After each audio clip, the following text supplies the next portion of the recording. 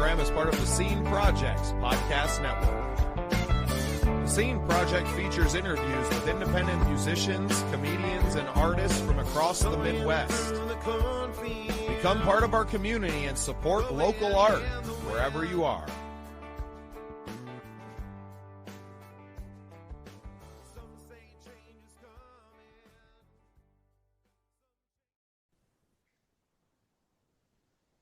Well, welcome into a very exciting episode of The Scene. I am your host, Bubba Startz, and with me today is cinematographer Destynn Humann. Welcome to the show, Destynn.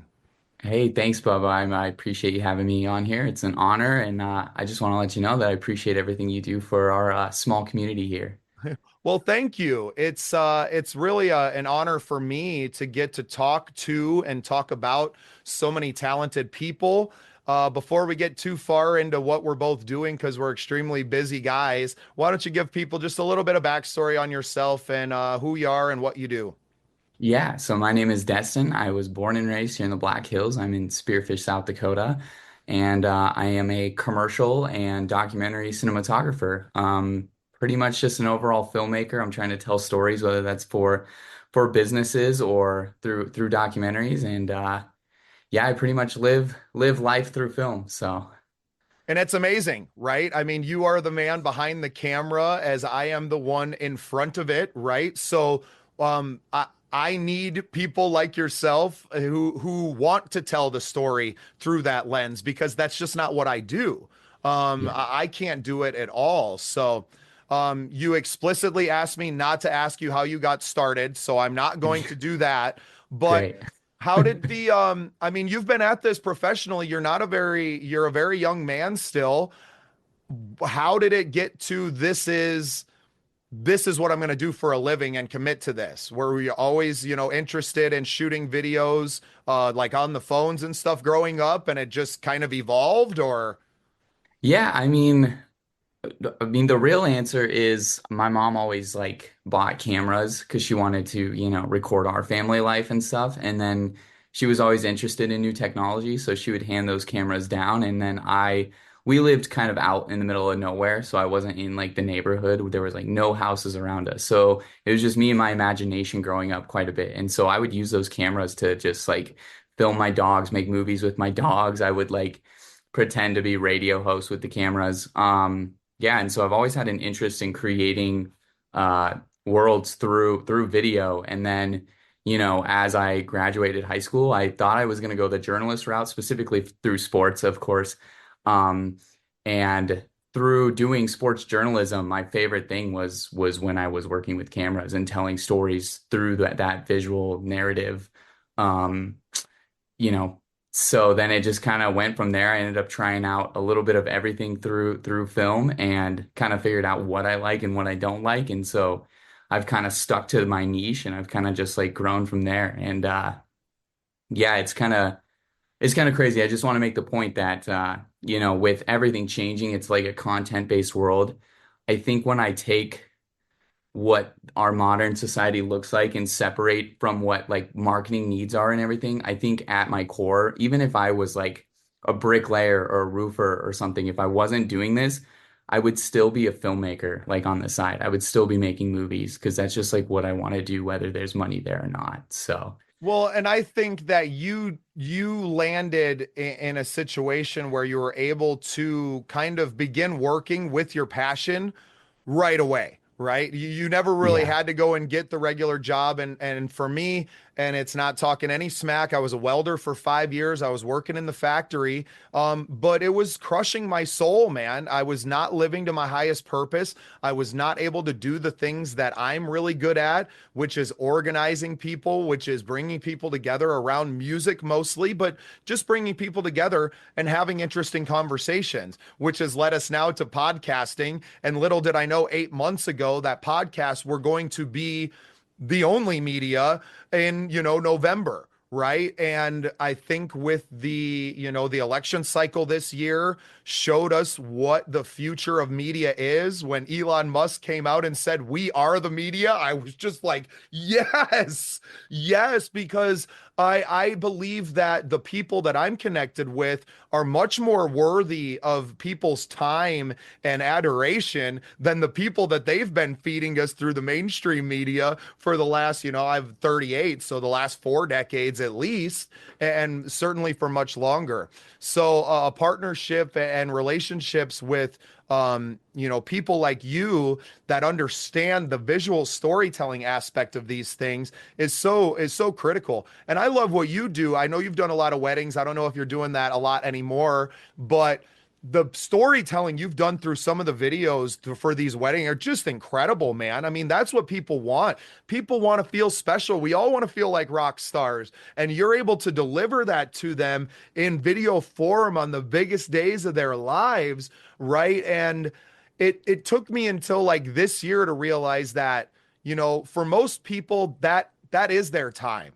I'm someone who's grown up in the limelight most of my life. Now, granted, it's not, I haven't been on the biggest stages in the world, but I've always had a spotlight on me. And realizing that that is not the way that most people live their lives.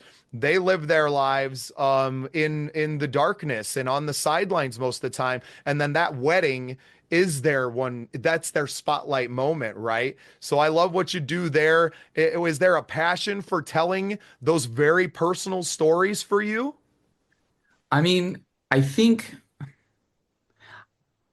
telling those well, yeah, 100%. Because I mean, what's true, whether it's through a wedding or working with a brand, I think there's two things that's true to the nature of what I want to create. One is I like, especially now, like in a world full of like content, I think businesses should be using content and should be pushing out reels and TikToks. However, what I strive to create is things that have longevity, things that like last like forever or can at least be beneficial to a brand or business for more than just, a day, a month, or even like 6 months, hopefully. And so I think whether that is a brand or a wedding, like I want to create stuff that has that longevity that couples can look at 20, 40 years from now, show their kids, show their grandkids, and be like, look, this was our day. And they can relive that and they can feel those things again. Same with a business. I want when we create something for a business, whether it's a commercial or a branded doc piece, like this is something that they should be able to still be using within 6 months, a little less than a wedding, right? But like still they should be able to be marketing that material for 6 months, 12 months. Even, I mean, we did a commercial for Black Hills Vinyl, and every time Christmas comes around, I think we did that commercial in 2019, they still use it because it still has that value. And so that's what I try to do is I create things that have enough value to like be sustainable for a long period of time. And I think part of doing that is making things that are very personal, things that connect and resonate with, part of the human condition, versus it just being like a quick little comedy piece or whatever it is. So, Yeah, well, and that's exactly what we're doing with the podcast, with shows like the Songwriter Showcase, where we're bringing these songwriters on stage with us. We're getting to know them a little bit, and then we're sharing their songs with the world as well. I think the idea is really catching on now as people are understanding, like, oh, like oh, that's a lot of content for me just for appearing on the show. And it's like, yeah, it's pretty valuable to you more than me that's in the fair. long run of things, right? And I don't mind that. What I'm trying to do isn't for the money anyway. The podcast is all about supporting my community so that my people can maybe get better gigs and do all those things because when a rising tide raises all ships. And having watched, Joe Rogan's podcast for the last whatever 14 or however long it's been out there now, and to watch that grow, but the way that that show launched the careers of, a guy, guys like oh, what's his name? It's evading me right now. The one with the rat tail. A show or a Yeah, podcast? no, the show comedian. I just name slipping me right now. I feel Comedian. awful. Oh, Rat Yeah, Tail. Hmm. well, and just all those guys, but the Burt Kreischers and what Tom Segura has built with his wife. I mean, they built a whole podcast network years ago that has done nothing but prop these other people up. And now look at them. They're interviewing the leaders of the free world. Yeah. You Well, know, can I tell you what's exciting for me personally yeah, is as a documentary filmmaker, I am always trying to find new people and different people in this area that could potentially have a story, or even if they like, a lot of times we try to tie in some of our commercial stuff into people that, it's like a good example would be like Clayton Ryan, right? Like he's a cowboy that I know, or like Matt Trask. Like Matt Trask lent me a hat for this like spaghetti western shoot we did, and then Clayton Ryan wore that hat from Matt Trask. So with your podcast being like Joe Rogan and stuff is great, but like having a podcast like this, it gives me the opportunity to learn about people in my area, so that if there was ever a documentary or a story to be told, like you're kind of like the first person to kind of put that person on the map. So I right. just thank you for that. Because, So before it was like, oh, to let me link, read the journal or like watch what KOTA is putting out. But I think this gets a little bit more in depth and there's a little bit more of like a alternative culture here. So it's very beneficial. So right. Well, and the Theo Vaughn was the guy I was thinking of before I lose that again. I But was gonna say him, but he doesn't have a rat tail, does he? I think he does. Maybe not anymore. Maybe not anymore, Okay. but I know he definitely did. It was I big. was That's gonna where the say year of the Theo rat Vaughn. thing came from. But yeah, I mean, you look at a guy who's a professed drug addict and he's talking about doing cocaine with JD Vance on his show, and you're just like, if that's possible, I can do whatever I want. Right? Like there's no Yeah. limits to where this thing can go. So it just gives me all the confidence in the world to continue doing what we're doing, talking to, guys like you and all these talented songwriters. And now we have multiple networks. I just launched the South Dakota Patriot Broadcasting Network because some of the political content as I'm getting older that I want to talk about some different things. And I don't necessarily want that bleeding into, the music and entertainment stuff that I do. So instead of like, oh, well, I'm just not going to do it. Well, no, I'm going to do it. I'll just give it a different name and launch a separate YouTube. And it's so easy to do this now that there's really no excuse not to. Like everything is possible. Hit record, and that's what I tell all my friends is like just hit record on everything that you're doing and send it to me. Whether it makes the show or not, who cares? Let's archive all of this awesome stuff that's happening around us in real life and broadcasting it out to the world. And is the Joe Rogan podcast something that we're going to achieve in short order? No, those things don't happen overnight. It didn't happen overnight for him. But in 10 years, Destin, when you're coming back on the show to talk about what you're doing, and then, hundreds of millions of people are watching that around the world, that's what I'm after, right? I want to be the guy that introduces you to the song that your wife walks down the aisle to bring it back to weddings. I want to be the guy who introduces you to your next favorite band because they're my favorite band.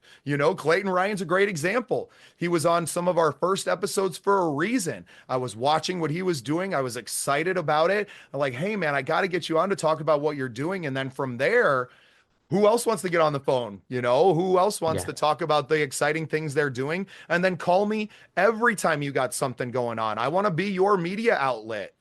I love it. I just listened to the episode with Mango yesterday. Just because like that's just so interesting. I don't know. That was like the first thought that came into my head after you said all that. But Yeah. No, and it is. It's a different world, right? And I get to kind of dip into that. I have my card. I know all of these guys. I grew up with these guys. And now I get to showcase their business and to present it in a different light than you would find anywhere else. That's the big thing to me is that, medical marijuana and marijuana in general still has a very stigma attached to it here in South Dakota. So I want to start to break that stigma. And unfortunately, maybe I wasn't able to do that enough ahead of the vote in November to for recreational, but I know that over time I can change people's minds because I am a medical card holder. I am a patient. I am someone who has benefited from the effects of medical marijuana, and I need to share that story with as many people as possible. So having people who are even way more knowledgeable about it, like Mango, on is important. It's important to cultivating the thoughts necessary to change the culture.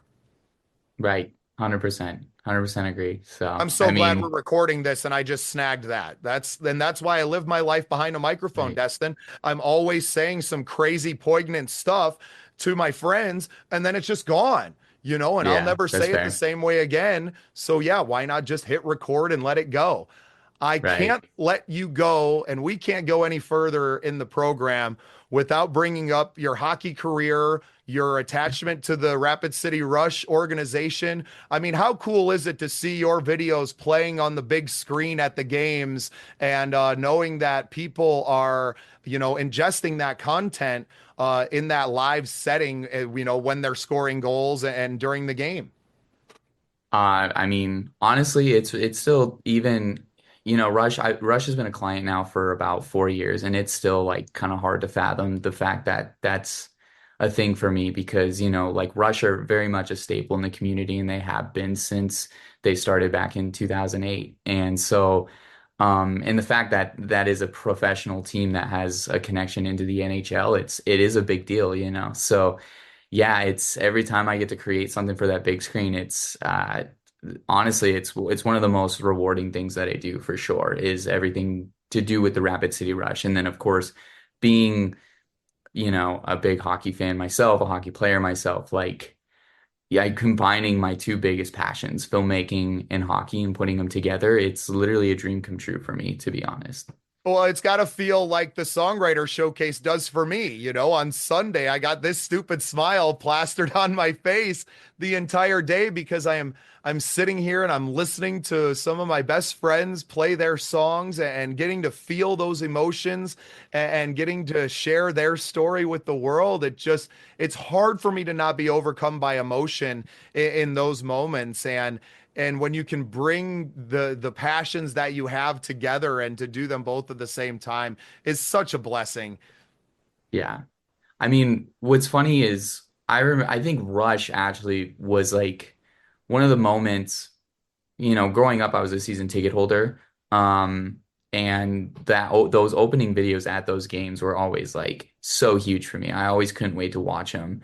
And I think it was maybe I don't know how early on, but it was very early on where I was like, and of course I had already been messing with cameras and doing editing and stuff as a kid just for fun, because we weren't in the neighborhood, so I wasn't playing with other kids and stuff. And I just remember like I was like, I want to do that. I want to make like these opening videos on that on like for that screen, and then it's just crazy because I grow up to be an adult and there I am. I'm doing exactly that. So.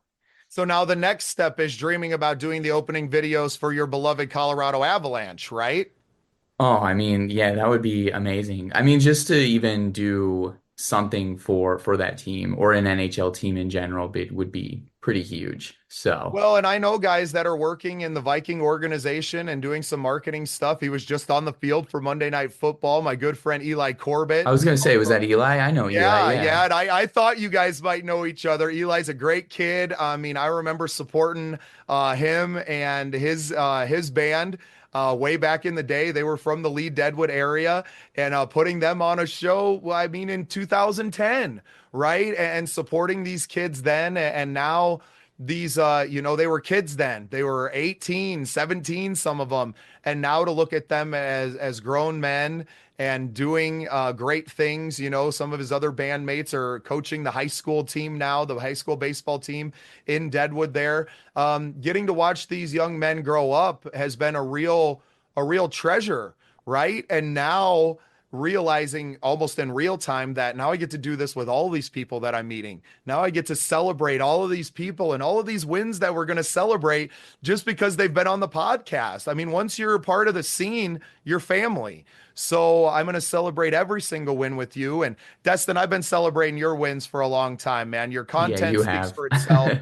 Your content speaks for itself, man, but then you're just such a great human being. You're such a good guy. You're always supporting other people and finding a way to make us all look cool. Some of us, like me, it takes a little more work than others, but I hope that I'm recording some new music here in the Black Hills over the holiday. And I hope that we get to shoot a music video together in 2025 and you can make me look good and immortalize my story a little bit in film. Yeah, that would be an honor for sure. And I mean, it's funny for you. I mean, for you, you are like like when I think of somebody supporting others, like you're one of the first people that come to mind. Like you are just great at just pushing people and supporting them and telling people that they're doing a great job. And like, I mean, it's funny. Like you were like supporting me and like pushing my name out there like even before we met in person. And it's like I don't even know this guy, but he's so cool and so kind. And so like I'm just so thankful for how you are. And I hope I can strive to be even more so like you What? in that nature. Oh, well, thank you. And I honestly, I'm thinking this is the first time that we've spoken in person ever. I think In we've all, Deadwood did we at get a the chance? songwriters. Okay, Yeah, the briefly, songwriter right? thing in Deadwood. You were next to Clayton and Devin, all Yep, all three of you guys on the stage. right. We had the you somebody left like "you suck" signs. They weren't even for you guys, but me and my buddy we found, we're like, hell yeah. Every time Clayton started singing, we pulled up these "you suck" signs, just waved them till he noticed and tried to make him laugh. He thankfully he stayed strong. We didn't mess him up or anything, but that's when I met you for the first time in person was in Deadwood at the singer-songwriter, That's the fall awesome. one. I can't remember which That one yeah, specifically. that's the Wild West Songwriters At Festival, and the that was Saloon not 10. yep, that was not this year, Mm, but last year's event. And then really in some ways that event set us on the path that I'm on now because Corey Gould, who's a good friend of mine, had to bow out of his round, and Rowan Grace got put in his place, right? So I kind of played de facto host for the round that day. And that was kind of the first hosting bit that I had done because I had Dylan Lewis on stage with me and his wife and partner in the band, Morgan Carnes. They're a humble Morgan, yeah. town. So I knew the people and I wanted to pull a little bit out of them. And really, that was the first podcast episode, right? It was Okay, that. yeah. And then we were able to bring Rowan out for the first time East River later that year. And now you look where she's gone and where we have gone and taken the ideas. And it's just, we're just trying to put one foot in front of the other and follow where spirit is calling and to just continue to support interesting people that are doing amazing things. That makes, for one, it makes good content, right? And two, it keeps me inspired to keep going, whether it's in my podcasting career or it's in my the music career that I still care very much about, and writing and releasing music. We need to be inspired, and I think that's why the podcast is successful to date and why it's going to continue being more and more successful. I mean, for artists, it's a place to come and get gassed up. I'm not going to sit here and put you down. I'm not going to, I'm here to encourage you and to make sure that you go out and do something even greater the next time, and that you just keep growing. And that's all we want for everyone, to grow better together. Right. 100%. Well, 100% agree. Destin, why don't you go ahead and plug everything that you're doing and where people can find you, and I'll let you get out of here and get back to work. Yeah, sounds good. Yeah, you can find me on all social media at Destynn Humann. I just use my first and last name. Um, and I don't really have anything to plug right now. I'm working on a documentary, but I'm always working on some stuff. So everything can be found on my social medias. So just Awesome, appreciate man. you having me on. This is an honor. So Well, you let me know when the documentary is coming out and we'll get you back on to talk about it. And I'll write an article about it on thesceneprojects.com, and we'll just keep growing this thing, man. You're a young man. I probably got 10 years or more on you. yeah, So I got a big job to do to make sure that we grow this fan base. So when you do release your stuff, I want to be that bump, man. That Joe Rogan bump that everybody talks about, the massive increase in followers and attention that you get. I want to be that for as many people as I can. And you're one that's at the top of the list, bud. So thanks for being on the show today, and thanks for being part of the scene. yeah. Thank you, man. I appreciate you.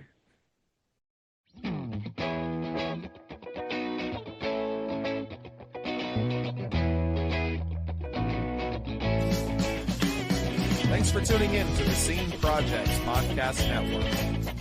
We appreciate you listening. You can find more at thesceneprojects.com. Join our community. Pour that love on me like water. Got an ocean full of love that's made for two.